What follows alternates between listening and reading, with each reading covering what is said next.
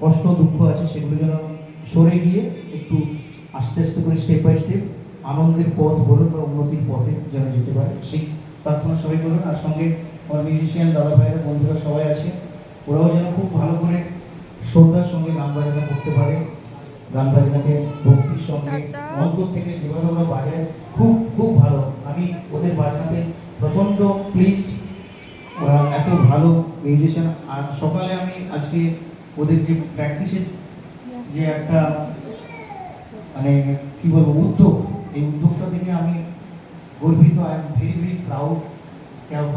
ধন্যবাদ আমার মিউজিশিয়ানদেরকে, অনেক অনেক ধন্যবাদ। আর অভিজিৎ আর একটা জিনিস বিশেষ কথা, কিশোর কুমারজি বিনা পারিশ্রমিকে কিন্তু কোনোদিন গান গাইতেন না কিংবা অভিনয় করতেন না।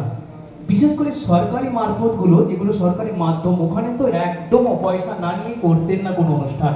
এটা নিয়ে ওনার উপর অনেক চাপ এসেছিল ইন্দিরা গান্ধীর আমলে।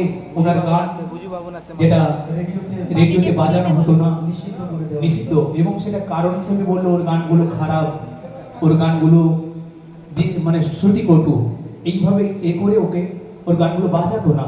কিন্তু দেখুন সতের জয় একদিন আছে, আজকে কিশোর কুমারজি পুরো বিশ্ব জুড়ে তার নাম ছড়িয়ে গিয়েছে, তার গান কয়েক কোটি মানুষ গিয়ে তার জীবনের রুজি রোজগার করছে। তেমনি আমাদের প্রসেনজিৎ দাদা ভাইও একটা কথা বলেন, নিজের দামটাকে সস্তা করে দিও না কোনোদিন, সবসময় তুমি তোমার কোয়ালিটিটা ধরে রাখবে, দামটা বুঝে নেবে। কারণ মানুষ যখন 80 টাকা কিলো আলু কিনে আলুটাকে যত্ন করে রান্না করে